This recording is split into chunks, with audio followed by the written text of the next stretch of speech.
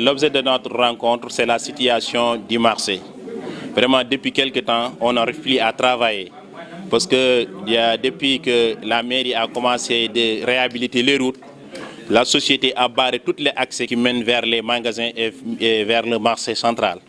Vraiment, cette situation nous pose dans des difficultés, beaucoup de difficultés, parce que les camions ne peuvent plus accéder aux magasins. Vraiment, on paye maintenant double de chargement et on paye beaucoup d'argent.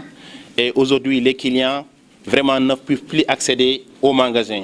C'est pourquoi nous sommes réunis aujourd'hui pour dynamiser cette situation. Nous avons rencontré quelques autorités de la ville pour parler de la situation, mais rien encore, aucune solution n'est encore apportée. C'est pourquoi nous sommes réunis ici pour demander que les travaux soient exécutés dans les plus brefs délais. Parce que nous sommes dans une situation dévénale. Vous voyez là dans la situation auquel la marche se trouve. On n'arrive plus à travailler. Nous sommes vraiment dans des conditions très terribles. La société qui exécute les travaux ne respecte rien. Parce que quand on barre des routes quand même, qui mènent vers les magasins, vraiment ça peut avoir des impacts économiques énormes. Il y a des gens ils ont complètement fermé leur dépôt. Il y a des gens qui ne peuvent plus travailler correctement.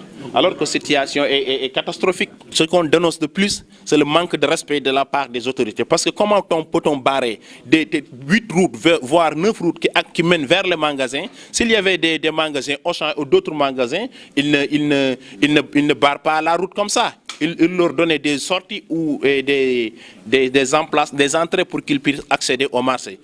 Mais voir barrer des routes pendant 3, 4, voire 5 mois, on ne sait pas quelles seront les échéances pour livrer les sentiers. Vraiment, cette situation ne peut plus continuer. Nous dénonçons cette situation et nous mettrons en place un comité pour faire face avec cette négligence et ce manque de considération de la part des autorités. On a un autre problème qui s'impose ici à Mbour, c'est le problème d'Auchan.